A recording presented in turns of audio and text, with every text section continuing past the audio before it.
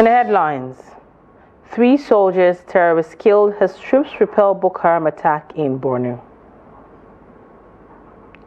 5 feared dead, 20 missing in Delta boat mishap. Crude oil processing begins at Port Harcourt refinery.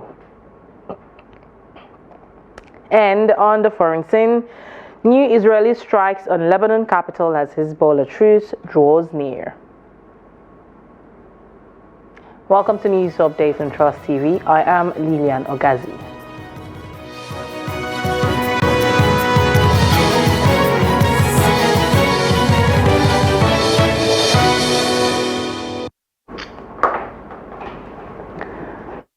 And now for the news. Troops of the Multinational Joint Task Force MNJTF have repelled a Boko Haram attack on Jigawa town located near Lake Chad in Borno State. The clash resulted in the death of many terrorists along with 3 soldiers, while several others sustained injuries. It was gathered that the insurgents who had reportedly fled a Chadian military offensive and taken refuge in remote villages within Jigawa local government area launched an assault early Sunday morning. Locals said the attackers stormed the town around 4:30 a.m., burning public infrastructure, looting food supplies and forcing hundreds of villagers to flee. A civilian joint task force member revealed that the battle raged for over 24 hours before the attackers were overpowered on Monday morning. The Chief Military Information Officer of MNJTF headquarters in N'Djamena, Chad, Lieutenant Colonel Olani Yosoba, confirmed in a statement that Sector 3 troops effectively countered the Boko Haram and ISWAP terrorists using coordinated airstrike, artillery bombardment, and ground operations.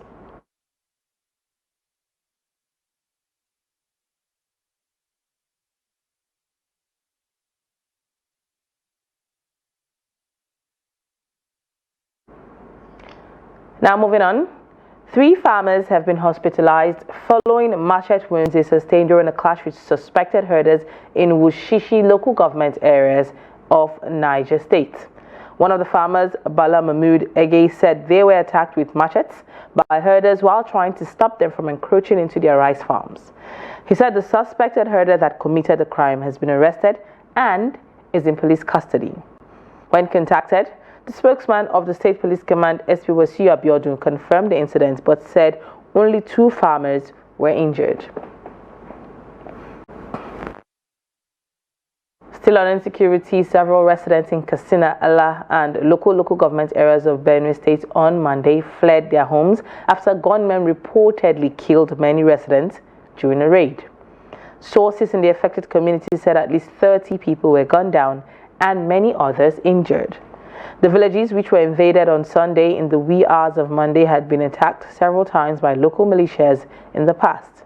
Locals said 10 bodies were recovered from different Katsina villages, while 20 deaths were recorded in Logo area, bringing the total number of casualties to 30. Reports say some residents had fled their homes and were hiding in bushes.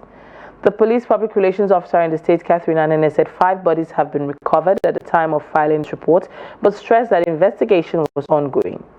The PRO said the command was yet to establish those behind, adding that investigation was ongoing to unravel the killers.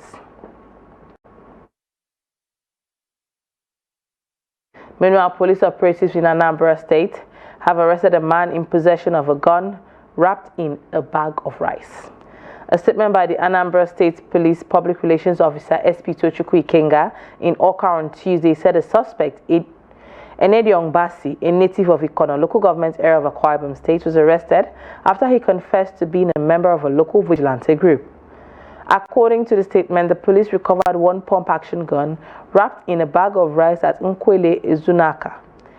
Ikenga said Commissioner of Police CP Nage Obonoitam, in line with the principles of community policing, has reiterated the calls for profiling of security operatives, assisting the police and other security agencies on anti-crime operations to improve safety in the state. The CP also ordered the immediate transfer of the suspect to anti-robbery squad of the command for comprehensive investigation. 5 people have been reported dead, while 6 were injured and 20 persons still missing after a devastating boat accident in Warri South local government area of Delta State. The spokesman of the Delta State Police Command, Edafe Bright, to confirm the incident, disclosed that the 6 injured persons were receiving medical treatment at an undisclosed hospital in Warri. The tragic incident involved a collision between 2 speedboats conveying family members returning from a burial ceremony. The impact caused the boats to capsize, plunging passengers who were mostly without life jackets into the water. In October, scores of persons died in Niger when a boat capsized as a result of overloading. The boat was carrying over 300 passengers when it capsized at the notorious Bajibo River in Mokwa local government area of Niger State.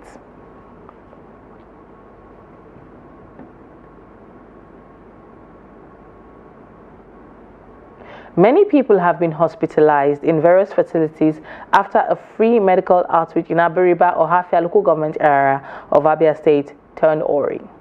The State's Commissioner for Health, Ubonaya Uche, confirmed the incident in a statement on Monday in Umuahia. He attributed the hospitalizations to suspected adverse drug reactions and assured the public that healthcare personnel were working to stabilize and treat those affected.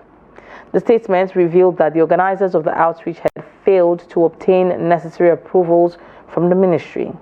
It warned that such unauthorized events would henceforth attract prosecution to prevent further occurrence.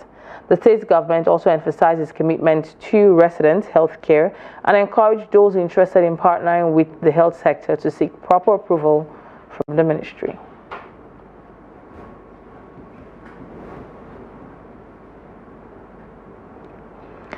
All right, now moving on to Ebonyi State, where the Governor Francis Nwifuru on Monday suspended the Commissioner for Housing and Urban Development, Francis Ori, and his counterpart in charge of health, Dr. Moses Ekuma, for 3 months.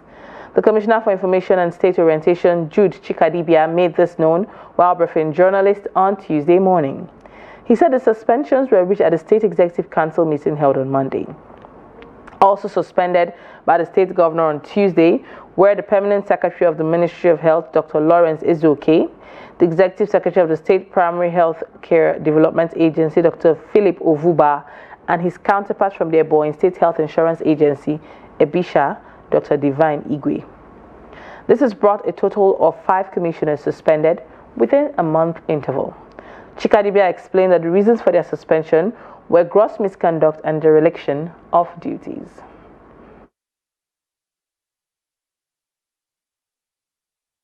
The House of Representatives has pledged to end all forms of violence against women and girls in Nigeria.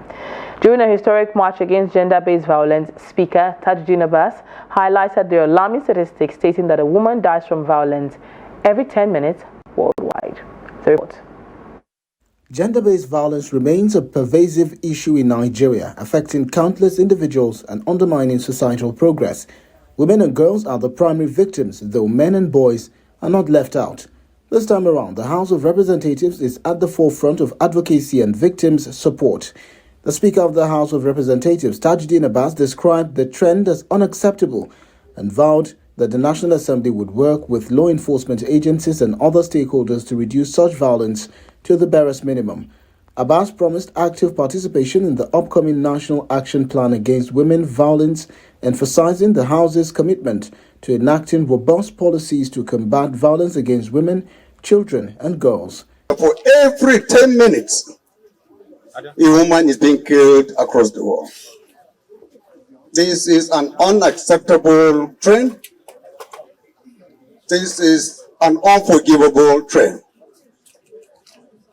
We in the Parliament must have to unite more than ever before with relevant authorities, particularly the law enforcement, in ensuring that we curb this dangerous trend to the barest minimum.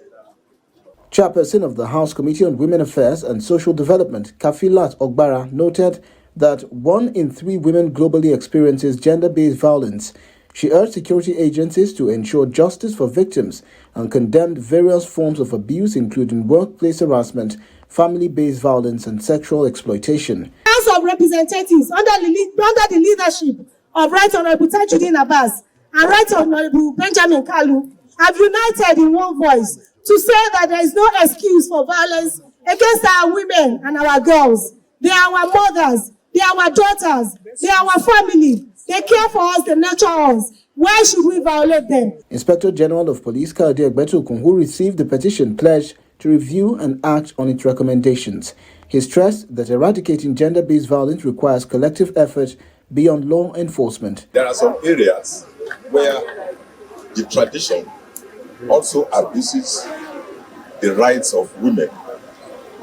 We have cases of gender mutilation, genital mutilation, yes, and others like that. So it is a collective effort that we must all fight. We must all come together. The Minister of Youth Development, Ayodele Olawande, called for collaboration among ministries and agencies to drastically reduce gender-based violence in Nigeria. Week's time, we are going to have a young and secure, which is part of girls, women, and all youth. And the office of Ministry of Youth will be coming up with an help desk whereby all the youth in this country, most especially the women and the girls, can come, communicate with us, discuss with us. Let us hear you. The theme for the 2024 16 Days of Activism Against Gender-Based Violence is Towards Beijing Plus 30, Unite to End Violence Against Women and Girls. Now moving on, following the persistent flood challenges that have negatively impacted lives in Jigawa State, international humanitarian organizations have pledged their support to help the state government tackle the recurring disaster. UNICEF, the Red Cross and the European Union have agreed to collaborate with Jigawa State government to implement sustainable solutions that will address the devastating effects of annual flooding. The report. Report from the State Emergency Management Agency revealed that this year's floods affected over 15,000 households and destroyed approximately 7,000 hectares of farmland, leaving many farmers stranded. To mitigate the impacts of such disasters and foster long-term resilience, the Jigawa State government has reached out to both national and international organizations for assistance. The partnership with these international organizations offers technical and financial support aimed at reducing the frequency and impact of floods in Jigawa, while equipping the affected communities with strategies to rebuild and adapt. During a visit from representatives of the EU, Red Cross and UNICEF, the State Deputy Governor representing Governor Malam Umar Namadi expressed gratitude for their commitment and assured them of the government's commitment to utilizing their support effectively to address the issue. School inbox and cash mandated to all the victims of the flood disaster within the state. Our prayer here, where the government is, we are happy with the reforms and reform initiative in the state. The government, under the able leadership of the executive governor of the state, has directed me to express his deep appreciation to UNICEF, Harcourt, and Red Cross for the numerous project initiatives in the state. To monitor the disaster preparedness and shock responsive social protection initiative, we have started implementing actually late last year when we started with the disaster preparedness workshop with SEMA, and then this year during the floods we had a cash transfer to 4,800 flood affected people.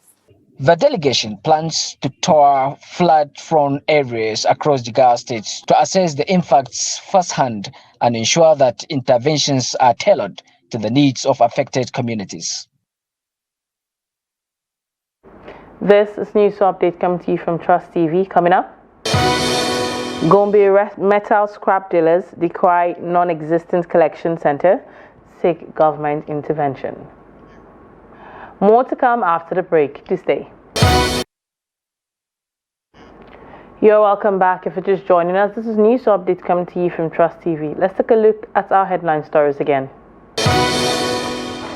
3 soldiers and terrorists killed as troops repel Boko Haram attack in Borno. 5 feared dead, 20 missing in Delta boat mishap. Now moving on to other stories. Metal scrap dealers in Gombe State have called on the government to provide a central location where they can operate collectively. According to them, this will help regulate their businesses and assess growing concerns about stolen items being sold as scrap on the streets of Gombe. Hassan Kuli has more in this report. Metal scrap business has for years been a vital source of income for many, but it is not without challenges. Among those challenges are concerns raised by dealers about the reputation of their trade being tarnished on the allegation that they buy stolen items. They believe the solution lies in operating from a central government-approved location. We are honest business people, but because there is no proper structure, some bad elements are taking advantage. If the government can give us a central yard, we will monitor ourselves and ensure stolen items are not bought or sold. There is a serious need for us to monitor what is bought or sold, and this can only be achieved if we converge at the same location.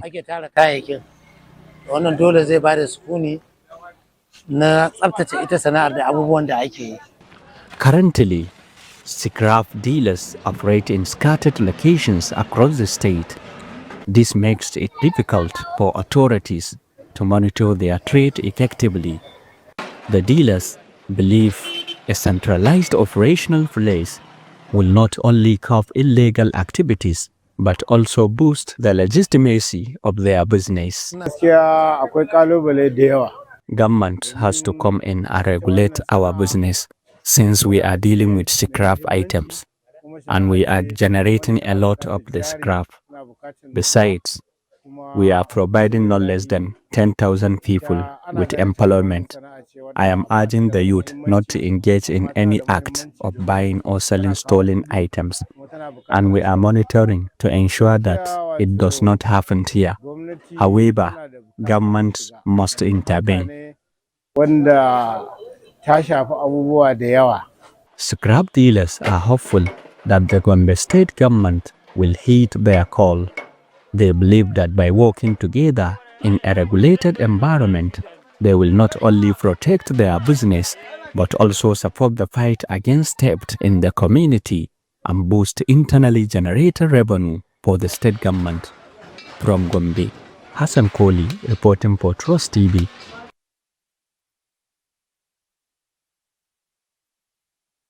And now in business, the Port Harcourt Refining Company Limited in River State has commenced crude oil processing.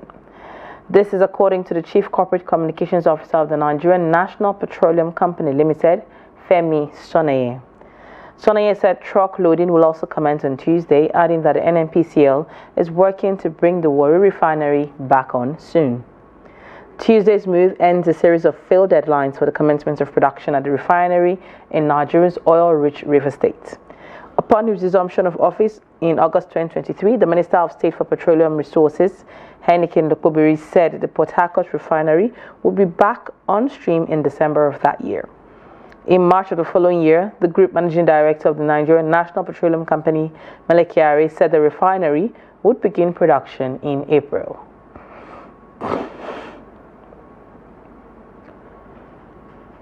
Now away from Nigeria, the Israeli Security Cabinet appears set to approve a ceasefire plan with Lebanon's Hezbollah as final details are being worked out. Meanwhile, Israel has carried out fresh strikes on Lebanon's capital after killing at least 31 people in 24 hours there. Hezbollah has also resumed rocket fire on Israel. In the Gaza Strip, Israeli forces killed 11 Palestinians in 3 attacks on the enclave's north as heavy rainfall and rising tides add to the plight of war-displaced people sheltering in makeshift tents. Israel's genocide in Gaza has killed at least 44,000 Palestinians and wounded 104,000 since October 7, 2023. An estimated of 1,139 people were killed in Israel during the Hamas-led attacks that day, and more than 200 were taken captive.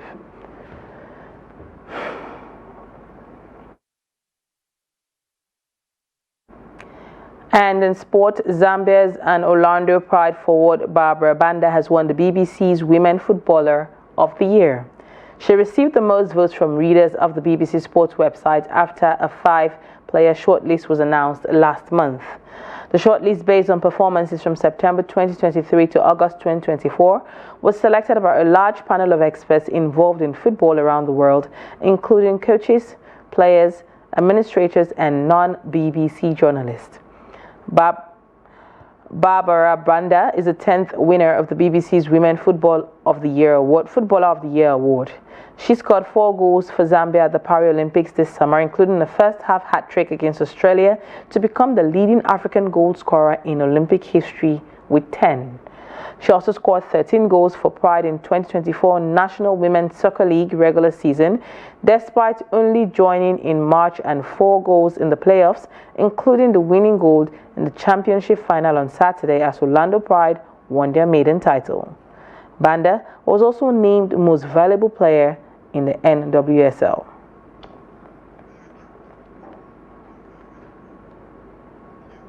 With that, we've come to the end of News Updates here on Trust TV. Do not forget to follow us across all our social media platforms for more news, programs, and documentaries. Thank you for watching. I am Lilian Ogazi. Bye for now.